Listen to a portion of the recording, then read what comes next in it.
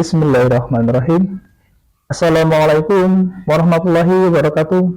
Sobat ngobrol santai yang selalu ceria, insya Allah selalu sehat ya. Amin ya Allah amin. Ketemu lagi kita ya di sharing-sharing ya. Insya Allah masih tetap seputar apa ya, rentenir ya kan. Tapi sebelum itu jangan lupa kita selalu mohon kepada Allah ya ilmu yang bermanfaat, kemudian rezeki yang baik ya, yang berkah, dan juga amal yang diterima oleh Allah Subhanahu wa taala. Allahumma inni as'aluka ilman nafi'an wa rizqan thayyiban wa amalan mutaqabbalan. Amin ya Allah.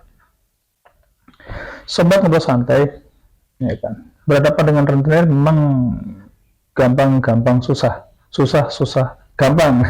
Ya nggak tahu ya, ternyata masing-masing. Saya pun pernah berhadapan secara langsung ya, ngeri-ngeri sedap lah ya. Karena apa, rentenir kan suka bawa bawa bodyguard buat cinta seperti itu ya. Tapi tetap mereka adalah manusia juga, mereka punya kebutuhan ya, haus akan kebutuhan.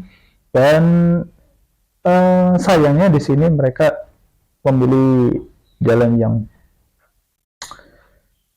tidak berkah menurut saya ya, dengan cara seperti itu ya. Ingin membantu tapi juga tidak mau rugi ya kan, tidak mau rugi ya. Nah, berkaitan dengan usaha yang mereka lakukan ya, upaya yang mereka lakukan dengan membantu orang lain seperti itu ya, terkadang mereka menambahkan satu instrumen, saya bilang ya, satu instrumen yang digunakan sebagai senjata untuk bisa menekan ya, untuk bisa untuk bisa menagih secara halus kalau saya bilang ya. Jadi menekan ya. Apa instrumen itu? Materai. Nah, materai kecil ya, materai tempel 6.000 ya, 10.000 ya. Itu mereka gunakan. Sebenarnya apa sih materai itu, dan apakah mereka memang punya kuasa, punya power yang meningkat, yang lebih ya dengan menggunakan materai itu ya? Yang pernah saya ketahui, yang saya baca ya, saya baca dari referensi yang ada, materai itu sebenarnya adalah sebagai bukti bahwa dokumen yang ditempel materai atau berkas-berkas atau dokumen yang sudah ditempel materai, maka mereka tidak akan diberikan beban lagi apabila dokumen atau berkas itu digunakan sebagai bukti dalam suatu perkara. Dan juga materai itu sendiri sebagai legalitas dokumen itu, bahwa berkas atau dokumen itu bisa dijadikan bukti dalam suatu pemeriksaan di persidangan. Itu yang pernah saya baca ya. Jadi intinya berkas dokumen itu supaya bisa atau legal dibawa sebagai bukti dalam persidangan, maka harus tempel materai. Jadi seperti itu ya. Nah, termasuk dalam hal ini adalah bukti kesepakatan atau perikatan hutang piutang. Dikala seorang oknum rentenir menggunakan materai dalam dokumennya, itu selalu hanya menggunakan satu rangkap. Itu yang saya ketahui, dan selalu menggunakan satu rangkap, bukan dua rangkap. Dalam arti di sini satu rangkap setelah ditandatangani oleh oknum tadi rentenir dan juga penerima uang pinjaman, baru dokumen itu langsung dia bawa sendiri. Inilah yang digunakan sebagai senjata untuk menagih. Kamu nggak tagih, ini kamu udah bermaterai, udah tantang bermaterai. Selalu seperti itu. Alhasil si penghutang pun ya, si debitur tadi jadi takut. Ya, takut berlebihan, khawatir berlebihan. Nanti kalau semisal tidak bayar, nanti akan dicegat, akan dibunuh, atau akan hal-hal yang gak bagus lah ya dibayangkan itu. Ya. Pada sebenarnya ya, itu menjadikan kelemahan. Kenapa kelemahan? Dikala materai itu tertempel dalam suatu perikatan yang kalau dibilang itu apakah perikatan tadi itu cacat hukum atau tidak, ya kan, cedera atau tidak, tentunya kan ada beberapa faktor yang mempengaruhi ya. Ya, apakah dua pihak itu sehat, ya kan, itu juga mempengaruhi. Dua pihak itu mengetahui kenapa perikatan itu diadakan, tujuannya apa, apakah untuk pemufakatan jahat dan sebagainya. Tuh, ya kan? Nah, yang terjadi adalah si A pinjam kepada si B-nya ini rentenir, ya udah kamu bayar bunganya 20%, ya kan.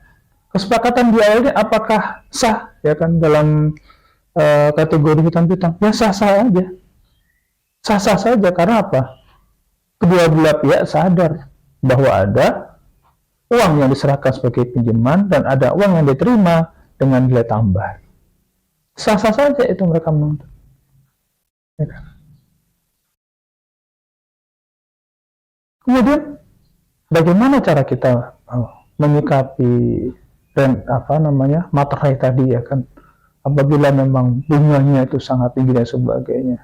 Kembali lagi kepada konteks atau arti rentenir itu sendiri. Kalau kita bisa membuktikan rentenir itu bahwa rentenir itu adalah sampah masyarakat, ya tentunya kita bisa nego. Apabila kita tidak bisa membuktikannya, itu akan sangat sulit sekali. Kenapa sangat sulit? Karena tidak hanya melibatkan satu pihak saja, tidak hanya melibatkan satu orang saja, mereka akan bekerja sama, berkongsi dengan siapa, seperti itu. Dan tetap materai yang jadi senjata utamanya. Kamu nggak bayar, kamu sudah tangan-tangan materai, nanti kamu tak proses hukum, seperti itu. Ya kalau sarannya apa misalkan dari saya ya, kalau serah saya, ya proses saja. Proses yang gimana coba, terserah, ya terserah saja. Gitu. Tapi kita menyampaikan hal seperti itu harus sudah memiliki bekal ya. Jadi kita hitung dulu utang kita, uang yang kita terima berapa, uang yang sudah kita bayar berapa, terus kemudian nilai yang kembali tadi apakah sudah melebihi 50%, sudah melebihi dari berapa sekian persen. Karena apa? Rentenir itu pasti selama ya, misalkan saya pinjam 2 juta, selama 2 juta itu belum bisa kita bayarkan secara langsung, maka angsuran-angsuran tiap hari, tiap minggu, tiap bulan itu nggak akan dihitung. Itulah saya bilang sebagai upaya pemerasan. Karena apa? Angsuran yang diberikan itu tidak mengurangi nilai hutang. Itu zolim dan itu merugikan, itu tidak boleh. Itu termasuk dalam upaya pemerasan. Dan tidak seperti itu dalam angsuran, dalam perhitungan atau kalkulasi angsuran hutang. Ya, itulah kenapa kita berani berdebat, kita berani nego, kita berani melawan dengan kebijakan atau apa yang dilakukan oleh rentenir itu ya. Ya, semau mereka mengatur bunga, semau mereka nagih dan sebagainya, kemudian mengatur perpanjangan bunga dan sebagainya ya. Itu yang berani kita lawan. Karena apa? Sistem hutangnya itu sangat-sangat merugikan, ya, sangat-sangat mencekik. Dan jangan takut dengan penggunaan materai tadi. Ya, sekalipun diproses, ya kan, selama kita bisa membuktikan bukti pinjaman, bukti angsuran sebagainya melebihi daripada nilai ini, dan mereka sebenarnya mereka tidak memiliki hak ya untuk mengatur persentase bunga ya, tidak. Karena apa? Persentase bunga itu dilakukan oleh lembaga-lembaga bank dan perbankan ya, lembaga perbankan dan non perbankan yang sudah diatur di dalam ketentuan OJK. Nggak serta-merta, ya kan? Pinjaman online saja itu maksimal 100%, ya kan? Dari bunga, dari nilai pokoknya tidak melebihi 1% dari nilai pokoknya, dengan bunga harian ada yang 0,8% dan sebagainya, itu sudah diatur semua. Jadi inti yang ingin saya bagi di sini adalah penggunaan materai yang dilakukan oleh rentenir itu sendiri, ya kan, sebenarnya adalah salah satu upaya ya, modus yang dilakukan untuk menagih sekaligus disertai dengan tekanan-tekanan secara psikis, ya, secara fisik, ya, karena ada unsur intimidasi di situ. Dan apakah dokumen dan materai itu nantinya bisa diproses atau dilakukan upaya hukum ya dalam artian laporan ke polisi ini. Selama tidak ada unsur-unsur pidana yang muncul dari kita, dari diri si peminjam, itu tidak masalah, tidak akan pengaruh. Tetap akan jatuhnya adalah hutang piutang atau perdata. Polisi pun akan mediasi di situ, tidak akan intervensi di dalam hutang piutang yang ada.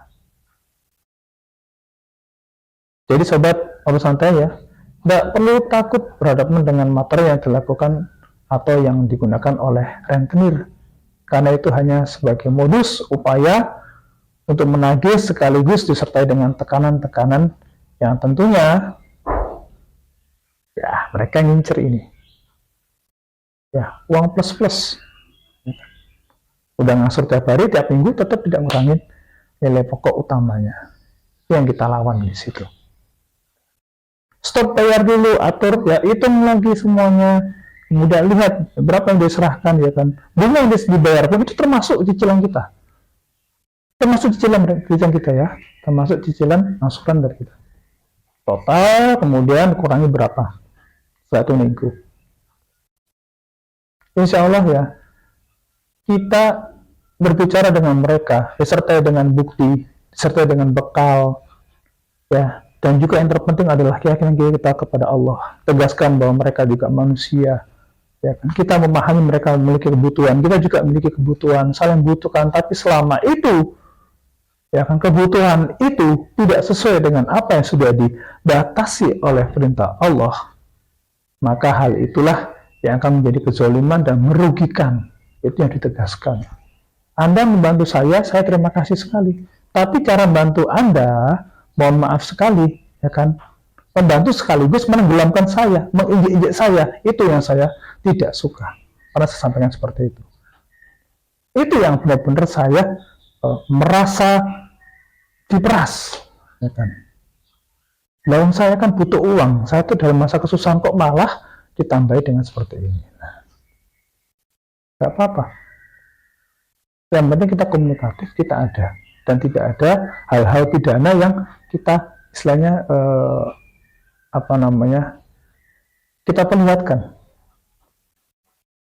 Tetap jaga humanisme kita, tetap jaga sifat manusiawi, sekalipun mereka mungkin bertindak tidak manusiawi kepada kita, tetap kita jaga. Pernah malah waktu saya debat dengan oknum itu, yang si korbannya ngerekam, saya ngomong rekam aja terus, biarin aja, nggak apa-apa. Mereka nggak bisa ngapa-ngapain. Itu untuk menghindarkan adanya tindakan-tindakan fisik ya. Nah, seperti itu. Biar nggak rugi lah, itu kan. Oke ya, sobat ngobrol santai ya. Tidak mudah, kita butuh kekuatan mental, ya kan. Kita butuh kekuatan fisik ya, ada ya, tergantung postur juga sih ya, kan. Tapi tetap cara penyampaian kita, diplomasi kita, ngomong kita disertai dengan bukti-bukti yang mengalir ya, ngomongnya itu yang mengalir tuh, jangan pakai otot ya, pakai tinggi ya kan, tegas di sini tidak perlu kita teriak marah, tidak perlu ya, tegas ya, gitu. Itu insya Allah juga mereka akan ini cheat juga. Yang penting kewajibannya bisa terbayarkan, mungkin butuh waktu, ya kan? Dan mungkin ini yang kebanyakan pemberi utang pasti akan nggak terima ya, lo kan butuh duit sekarang sebagainya. Tapi kalau caranya udah nggak bagus, mohon maaf saja. Tentunya ya, kesenangan mereka menjadi dasar alasan bagi kita juga untuk melakukan hal-hal yang menurut kita untuk sebagai membela diri supaya tidak semakin rugi. Ya, udah hutang kita belum terbayar, nantinya kita malah berujung pidana. Oke, sementara cukup sekian ya. Mohon maaf panjang lebar. Apabila ada hal-hal yang masih kurang jelas atau hal yang ingin dikupas lebih dalam lagi, silakan berkenan ditulis di kolom komentar. Insya Allah nanti kita akan klik dan kita akan kupas semampu kita ya, semampu kami. Oke. Cukup sekian buat sobat sekalian, ya, insya Allah kita bertemu lagi. Semoga Allah selalu membimbing kita, memberikan kita jalan terbaik, kemudahan di dalam berikhtiar, dan juga sehingga kita bisa beribadah lebih baik dan lebih pantas lagi. Akhirul salam. Wassalamualaikum warahmatullahi wabarakatuh.